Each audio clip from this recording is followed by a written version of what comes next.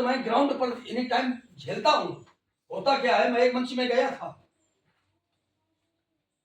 अपने क्षत्रियों का संगठन था, वहां जो भी महोदय मंच पे आ रहे थे तो वो सिर्फ ये गिना रहे थे कि हमारे 14 पेट्रोल पंप चल रहे हैं, 18 राइस चल मिले चल रहे हैं, 11 भट्ठा चल रहे हैं। तो भाई तुम्हारे इससे क्या मतलब है? ईश्वर करे तुम्हारे 1.5 लाख हेलीकॉप्टर उड़ रहे हैं यार, मगर वो जो खेत से पानी लगा के किसान आया है, एक दूसरे उसको क्यों सुना रहे हो? उसे क्यों डिमोलाइज कर रहे हो? दे दोगे क्या? अरे उठ करके जरा उस किसान को तो गले लगा लेते कि तुम्हारे खेत पर एक बड़ी डीएपी मिली कि नहीं मिली। इसलिए मैंने इनसे कल कहा था कि समरजीत आपको बता देना कि कोई भी एक भी पैसा अनावश्यक किसी लोकाचार में ना खर्च किया जाए। जहां भी जरूरत पड़े, जहां भी संगठन बैठे, करीब छो, अगर 4 राजपूत कुर्सी में बैठा हो, 6 जमीन में बैठिए तो संगठन तुम्हारा खत्म हो जाएगा। ध्यान रखना मेरी बात, ध्यान रखना इस बात को। समरजीत सिंह जी, राजपूत चाहे जितना निर्धन हो मगर स्वाभिमान से तुमसे कभी कमजोर नहीं है। भय बस तुमसे वो नहीं बोलेगा कि भाई 11 राइफल 18 जीतते आए, नंबर लाना भाई तो को विरोध करे, लेकिन वक्त पर वो नहीं चूकेगा क्योंकि खून का असर होता है। तो ठाकुर को अगर संगठित करने निकले हो तो सम की भावना रखना। किसी का लंबा कुर्ता और चमचमाती गाड़ी को देख करके घुटने कभी मत टेक देना। सभी पदाधिकारी ध्यान रखना। मैंने इनसे कल कहा था कि जब तक अजीत सिंह राठौर जिंदा है, मेरा जो मिशन मैं लेके निकला हूं तो सुदूर ग्रामीण अंचल पे एक किसान पे गोबर डालने वाला, खेत पर निकाई गुड़ाई करने वाला, अगर राजपूत को बल के तुम गले नहीं लगा सकते तो तुम भारत में कभी कामयाब नहीं हो सकते। तो ये हमें आगे रखनी है, ये व्यवस्था हमें ये रखना है कि वास्तविक राजपूताना जिंदा करना है।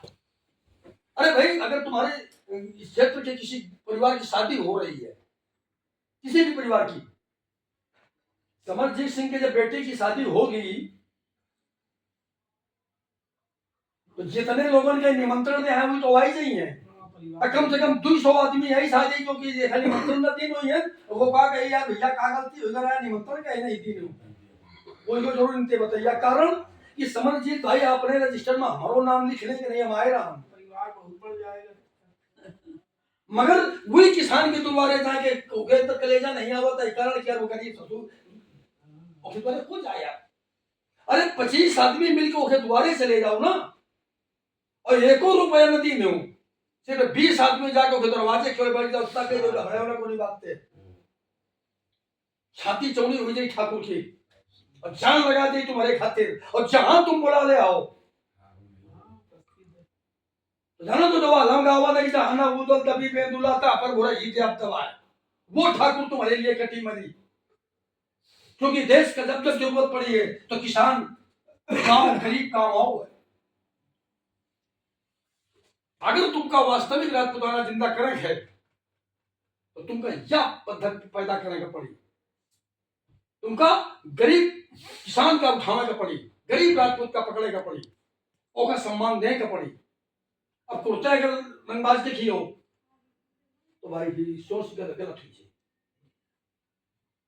तो सबसे पहली प्राथमिकता अब ये रखें, जैसा कि भाई रामपाल चाचा कह रहे हैं, फिर विचार करना समझिए भैया। पहला काम तो यो करो कि कमेटी कंप्लीट करो जिले के दोनों आदमी।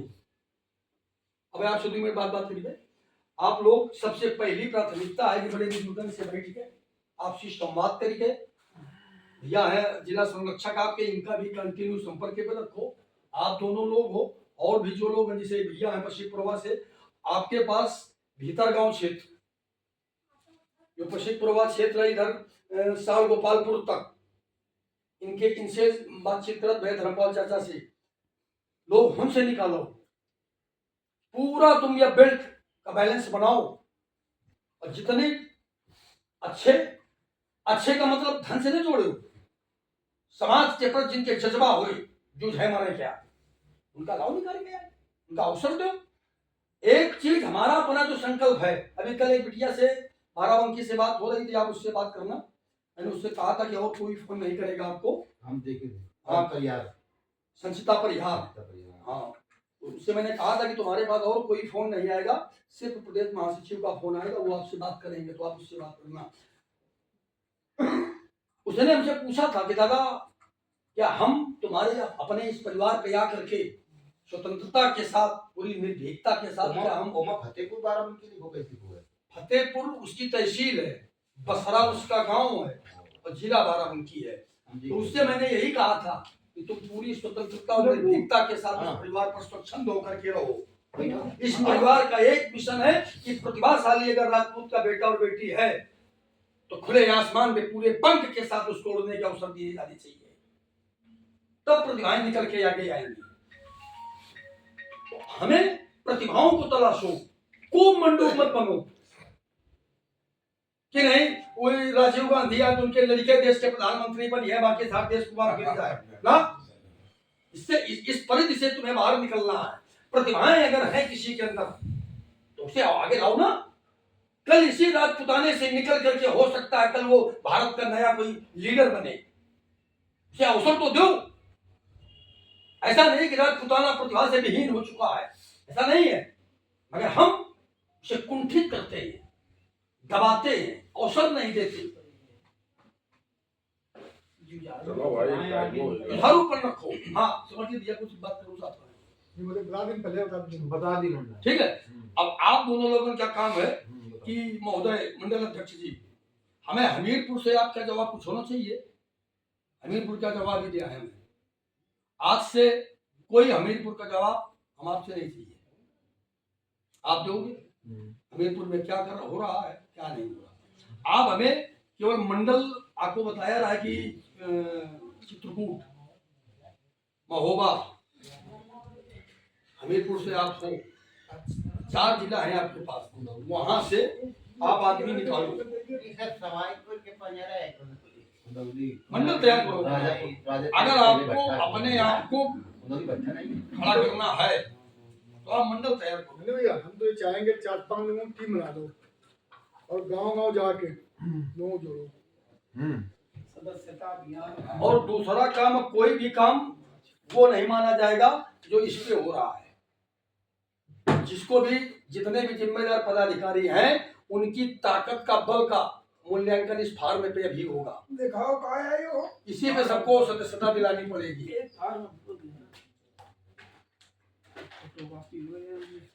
हर व्यक्ति ग्राउंड पे उतर के इस पे ही फार्म भरवाए, फोटो लगाए और आधार कार्ड उसकी फोटो उस पे जरूर लगवाया, फोटो कॉपी। और ये सारे फोटो पेपर आप कलेक्ट करके अपने पास रखें, उसकी फोटो खींच के प्रदेश महासचिव के पास भेजें।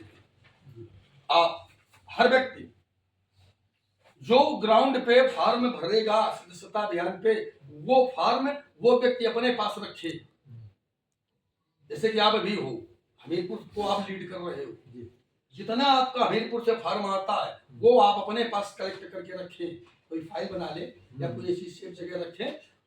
उन फार्मों की फोटो खींच के आप इनके पास भेजते रहें ग्रुप में कि हमीरपुर से आज ये सदस्यता हो। बाकी जब कभी इनका दौरा होगा हमीरपुर, जब कभी आपको ये फेस टू फेस मिले तो वो सारे डॉक्यूमेंट्स आप इनको हैंड ओवर दे दें, क्योंकि पूरे प्रदेश का जो पेपर वर्क होगा वो इनकी देख रेख में, वो सारे पेपर इनके पास आएंगे किसी भी जिले की कहीं से भी। तो सबसे पहली प्राथमिकता है कि हमें ग्राउंड पे, अच्छा इससे फायदे यही होगा, क्या होगा कि जब व्यक्ति ग्राउंड पे जाएगा हम आपके पास आएंगे, और तभी आएंगे जब हम आपको हिम्मत रखते हैं कि आप उठा लेंगे, तभी आएंगे। फिर 10 मिनट जब हम आपके पास बैठेंगे तो जाहिर सी बात है कि आप चाय बनवाओगे, आपके घर परिवार के लोग निकलेंगे, कौन आया भाई, अजीत दादा आए या फलाने आए, आपसे 20 मिनट डिबेट होगी। हो सकता है मोहल्ले के 4 लोग आ जाए, तो 5 लोगों से जब वहां चर्चा होगी, एक को कन्विंस करने आए थे, 4 और सुनेंगे। आज आपको सदस्यता दिलाएंगे, कल 4 वो और आएंगे। ग्राउंड पे इसकी एक मिशन बनाने की जरूरत है। और अगला कार्यक्रम जब आपका यहाँ कहीं भी हो दिखे उसका असर, तो भाई तो आप लोग सब लोग बस ग्राउंड पे लगो फार्म के साथ, कल से लग जाएंगे। और आज ही से काम चालू हर होगा। आदमी की यहाँ फोटो होनी चाहिए और उसके आधार कार्ड की फोटो कॉपी, क्योंकि संगठन आपका संवैधानिक है। एक चीज और, अगर कोई भी संवैधानिक कार्य होता है तो इसका नैतिक जिम्मेदार संगठन होगा। ये भी आप समझ लें। इसलिए कोई भी काम चूक और लापरवाही नहीं होनी चाहिए, जिससे कि कल सरकार के द्वारा संगठन को जवाब देना भारी पड़े। क्योंकि संगठन आपका कोई ऐसा नहीं चलती फिरती मार्केट की दुकान है, भारत सरकार के द्वारा रजिस्टर्ड है। अगर किसी भी कोई भी गलत मूवमेंट हो गया तो जवाब संगठन को देना पड़ेगा, और उन लोगों को देना पड़ेगा। सबसे पहले ये आएंगे प्रदेश महासचिव, हमीरपुर ही नहीं पूरे उत्तर प्रदेश के अंदर कहीं से भी कोई एक्टिविटी गलत हो गई तो सबसे पहले प्रदेश महासचिव को जवाब देना पड़ेगा प्रशासन को। इसलिए किसी को भी सदस्य बनाओ, उसका लीगल पेपर जरूर लो, उसकी फोटो लगाओ, उसके जितने इसके अंदर कॉलम है वो सब सबमिट करे, भरे, और उसका आधार कार्ड जरूर लगाओ। और बीच बीच में इन लोगों से जो लोगों की मुलाकात होती रहे वो सारे पेपर इनको हैंड ओवर दे दो। अब ये इनकी जिम्मेदारी है कि ये अगर अकेले संभालें तो अकेले संभालें, और नहीं तो अपने सहयोगी टीम खड़ा करें।